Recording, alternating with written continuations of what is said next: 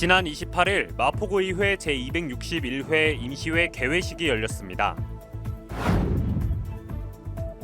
이어 지난 29일 제261회 마포구의회 임시회 제2차 본회의가 열려 구정질문이 이어졌습니다. 현장에서 홍대 레드로드에 대한 목소리를 담았습니다. 지금 바로 전해드립니다. 지난 29일 구청 대회의실에서 서부광역철도위원회 위원 위촉식이 열렸습니다. 여러분 안녕하십니까? 3월 30일 마포투데이입니다. 첫 소식입니다. 마포구의회가 지난 28일 제261회 서울특별시 마포구의회 임시회를 개회했습니다. 2022 회계연도 결산검사위원을 선임하고 구정질문 실시 및 각종 안건들을 처리할 계획인데요. 자세한 내용 안내드립니다. 마포구의회가 지난 28일 제261회 마포구의회 임시회를 개회했습니다. 이번 임시회는 4월 5일까지 진행돼 총 9일간의 의사일정에 돌입하며 2022 회계연도 결산검사위원을 선임하고 구정질문 실시 및 각종 안건들을 처리할 계획입니다. 28일 제1차 본회의에서는 개회식을 시작으로 제261회 서울특별시 마포구의회 임시회 회기 결정의 건, 2022 회계연도 서울특별시 마포구 결산검사위원 선임의 건 등이 처리됐습니다. 오늘부터 9일간 열리게 되는 제261회 임시회에서는 구정질문과 조례안 등 안건 처리가 예정되어 있습니다. 집행부에서는 성실한 답변과 함께 의원님들의 지적사항에 대해서는 빠른 시간 내에 개선될 수 있도록 세심한 관심과 노력을 기울여 주시길 바랍니다. 회기 마지막 날인 4월 5일 제3차 본회의에서는 각 상임위원회로부터 부의된 안건들을 최종적으로 의결하며 회기를 마무리할 예정입니다. 이어서 지난 29일 제261회 서울특별시 마포구의회 임시회가 제2차 본회의를 열었습니다. 이 자리에서는 마포구청장을 대상으로 구정에 관한 질문들이 진행됐는데요. 어떤 내용이 오갔는지 마포TV가 생생한 현장을 전해드립니다. 지난 29일 제261회 마포구의회 임시회 제2차 본회의가 열리며 구정질문이 진행됐습니다. 이날 구정질문은 박강수 마포구청장과 차혜영 의원 사이 홍대 레드로드에 대한 일괄 질문 및 답변 형식으로 진행됐습니다. 먼저 레드로드 사업의 미끄럼 방지 포장에 대한 주제가 오갔습니다. 레드로드 사업 관련 첫 번째 질문입니다. 안전을 위한 골목길 잠재적 위험 요소 해소 사업으로 레드로드 사업 미끄럼 방지 포장을 우선순위로 계획한 이유가 무엇입니까? 우리 군은 시구 합동으로 인구 밀집 취약 구간인 홍대 일대에 긴급 전수조사를 실시했습니다. 그 결과 어울마당로 일대가 사람이 가장 많이 몰리는 지역인 것으로 확인이 되었습니다. 이에 우리 군은 서울시가 이태원 사고 후 교부한 미끄럼 방지 안전도로 포장 사업비 4억 원을 어울마당로 포장에 사용하는 계획을 수립했고, 이를 서울시에 제출해서 승인을 받았습니다. 사실 붉은색은 안전에 대한 경각심을 준다는 사회적 공감대가 형성되어 있으며 동시에 홍대 지역의 활기차고 열정적인 분위기를 상징하기도 합니다. 이처럼 안전사고 예방을 위한 어울마당로 미끄럼 방지 포장 사업을 시행하면서 이를 홍대 지역 관광 사업과 연계시킨 것이 바로 레드로드 사업의 시작인 것입니다. 또한 앞으로의 협력적 구조 등 레드로드 사업에 있어서 내외부적인 질의응답을 이어갔습니다. 집행부가 주력하는 사업을 왜 해당 상임위원회, 지역구의원, 구의장 등 구의회와 논의하지 않고 진행하고 있습니까? 이후 사업 추진 시 구의회와 어떤 협력적 구조를 계획하고 있습니까? 우리 집행부는 원활한 사업 추진을 위해 지난 2월 260회 임시의 주요 업무 계획 보고를 통해 레드로드 사업과 관련하여 말씀을 드렸고, 그 과정에서 구체적인 질의 응답 또한 있었던 것으로 알고 있습니다. 또한 레드로드 관련 문서만 140여 건을 제출하기도 했습니다. 하지만 홍대라는 특정 지역에 대한 사업인 만큼 소관 상임위뿐만 아니라 해당 지역 구의원님들과 상호 협력해 나가겠다는 말씀을 드리며 구의회에서도 구정 발전과 지역 주민을 위한 사업에 적극적으로 힘을 보태 주시기를 바랍니다.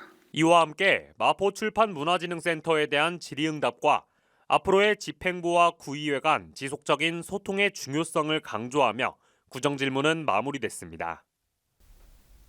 계속해서 홍대 레드로드에 대한 목소리를 전해드립니다. 이번에는 레드로드 인근 상가에서 근무하는 분과 학생들을 만나 이 테마거리에 대한 의견을 들어봤습니다. 지금 바로 전해드립니다. 홍대 문화예술관광특구는 상권이 활발한 대표 관광도시입니다. 이에 주변 상가에서 근무하는 근무자를 만나 중심을 잇는 레드로드에 대한 의견을 들어봤습니다. 사실 저희랑 되게 가까운 곳에서 이제 그런 게 지금 활성화가 되고 있다 보니까 아무래도 사람들이 많아지면 그만큼 저희 매장에서도 도움이 되는 게 확실한 부분이고, 또 홍대라는 분위기에 맞게 이제 빨강색과 여러 가지 화려한 색깔들이 쓰여지면은 홍대랑도 많이 어울리고 더 많은 분들이 찾아오지 않을까라는 생각을 좀 저희도 하고 있습니다. 한편 이곳을 방문한 고등학생들은 외국인들과 함께하는 즐거운 분위기의 도시와 안전을 생각하는 변화에 만족한다는 의견을 전했습니다. 오늘 호르링 홍대를 오랜만에 왔는데 이 길을 보고 살짝 놀랐어요. 아, 이런 게 생겼구나 하고, 그걸 보니까 더 조심을 해야겠다라고 약간 경각심이 생기더라고요. 저는 안전 관련해서는 이런 거는 분명 좋다고 생각하는 취지예요. 저는 이렇게 변화하는 거에 대해서 정말 좋다고 생각하는 게, 확실히 외국인들이 관광을 많이 오는 지역 중에 하나가 홍대 입구잖아요. 제일 번화가기도 하고. 그래서 그렇게 인식을 딱 잡아놓는 거는 정말 긍정적인 게 아닐까 싶어요. 지금 이제 외국인이랑 관광분들이 많이 와갖고 이제 구경하고 그러는데, 뭐 저희가 10년 뒤에 다시 와서 이렇게 재밌고 즐거운 분위기가 계속 유지됐으면 좋겠습니다. 이와 함께 홍대 레드로드를 중심으로 계속해서 홍대 관광특구가 대표 문화관광도시로 이어질 수 있길 기대합니다. 지난 29일 서부광역철도 위원회 위원 위촉식이 열렸습니다. 이 사업을 통해 구민의 교통 접근성이 향상될 것으로 보이는데요. 어떤 이야기가 오갔는지 그 생생한 현장 함께 만나보시죠. 지난 29일 마포구청 대회의실에서 서부광역철도 건설사업 추진위원회 위촉식이 열렸습니다. 서부광역철도 건설사업은 마포구 홍대 입구역에서 출발해 경기도 부천 대장까지 20분대에 연결하는 수도권 한강횡단 광역철도 사업입니다. 위촉식에는 박강수 마포구청장, 위원회 위원, 교통건설국장 등 20여 명이 참석했으며 위촉장 수여와 위원장 선출, 사업 추진 경과보고 등이 이뤄졌습니다.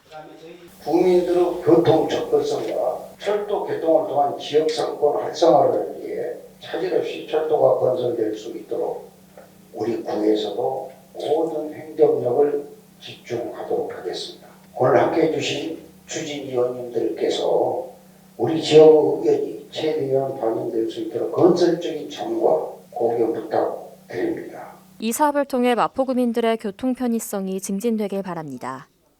꼭 이뤄냅시다. 화이팅! 여러분의 소소하지만 확실한 행복은 무엇인가요? 저는 따스한 햇살을 보며 걷거나 달달한 음식을 먹으며 힐링하는 시간을 갖곤 하는데요. 본인만의 행복해지는 방법 또는 스트레스 해소법을 갖고 있다는 것은 정말 중요한 것 같습니다. 마포투데이는 마포구청 인터넷 방송국 누리집과 유튜브, 그리고 마포뉴스 앱을 통해 함께하실 수 있습니다. 마포투데이는 여기서 마칩니다. 시청해주신 여러분 고맙습니다.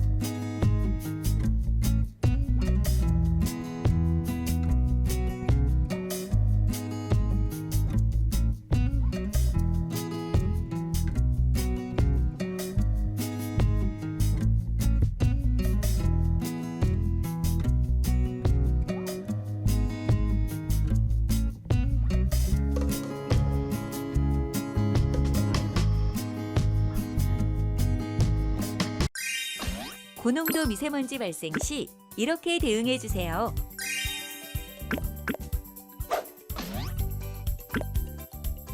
먼저 에어코리아 홈페이지 또는 우리 동네 대기질 애플리케이션으로 미세먼지 농도를 확인하세요. 초미세먼지 예보에서 농도 36에서 75 마이크로그램 퍼 세제곱미터면 초미세먼지 나쁨, 76 마이크로그램 퍼 세제곱미터 이상이면 매우 나쁨 수준입니다. 권역별로 미세먼지 농도가 75 마이크로그램 퍼 세제곱미터 이상으로 2시간 이상 지속되면 고농도 미세먼지 주의보가, 150 마이크로그램 퍼 세제곱미터 이상으로 2시간 이상 지속되면 고농도 미세먼지 경보가 발령됩니다. 꼭 외출해야 할 때는 식약처의 인증을 받은 보건용 마스크를 바르게 착용해 주세요. 미세먼지 농도가 높은 도로변, 공사장 등에 머무르는 시간은 최소화. 알고 계시죠?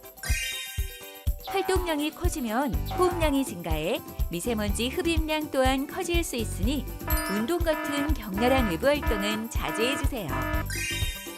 이동할 때는 자가용 대신 대중교통을 이용해 대기오염 발생량을 함께 줄여주세요.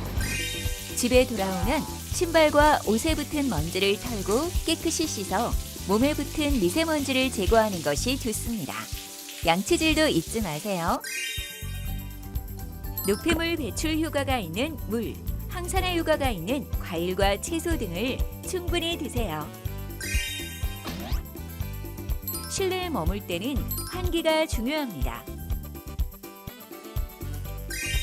실내외 공기 오염도를 고려해 적절히 환기해 주세요. 환기는 하루 3번, 30분 이상, 실내 오염도가 높을 때는 자연환기 또는 공기청정기 등으로 기계환기 실시합니다. 실내 물걸레질 등 물청소를 하고 조리 시에는 주방 후드를 가동하고 창문을 열어 꼭 환기해 주세요. 고농도 미세먼지 대응 요령으로 우리 함께 건강 지켜요.